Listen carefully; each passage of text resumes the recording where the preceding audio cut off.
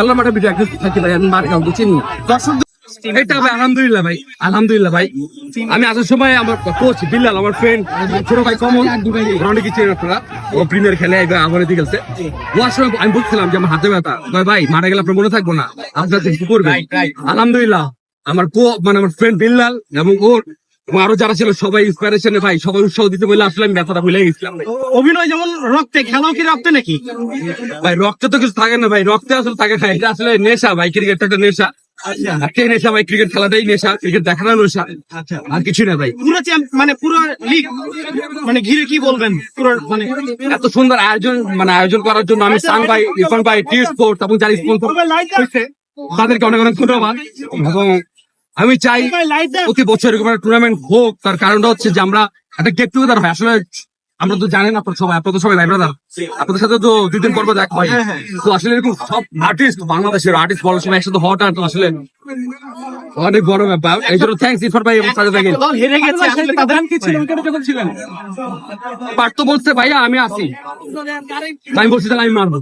কোনো প্ল্যান ছিল না ভাই, প্ল্যান ছিল আমি মারবো, শেষ। আর কোনো প্ল্যান আমি চাই না, চাই না যে টাইট হোক।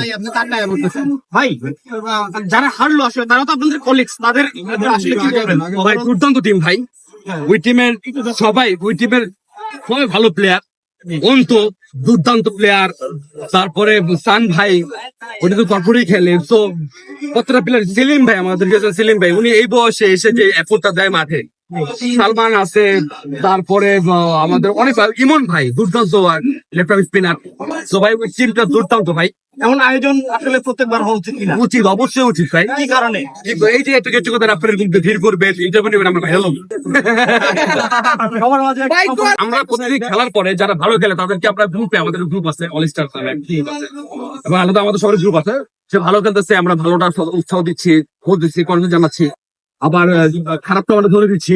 এবং আমি সব কি বলবেন যারা খেলা দেখলো? সব ভাই ব্রাদার সাপোর্টের জন্য আজকে আমরা চ্যাম্পিয়ন হয়েছি। যারা দেখছে, যারা সাপোর্ট করছে সবাইকে। টেলিভিশনও প্রচার হয়েছে এবং সারা দেশ দেখছে ভাই খেলা, তাদের উদ্দেশ্যে কি বলবেন? এই যে যারা সাপোর্টার ছিল ভাই, অনেকে আমাকে ইনবক্স করছে, অনেক কিছু করছে ভাই, এটা ভালো লাগছে। থ্যাংকস সবাইকে ভালোবাসা ভাই, সবাই দোয়া করছেন বলে আজকে আমরা চ্যাম্পিয়ন হয়েছি আমাদের টাইটেলটা ভাই। আপনি যেমন বলতেছেন যে আমরা হয়তো নেক্সট সাউথ আফ্রিকা বা নিউজিল্যান্ড ট্যুর করবো, তারা এরকম প্ল্যান সাথে খেলার একটা প্ল্যান কিন্তু বলেছে ইতিমধ্যে ইরফান সাজ্জাদ।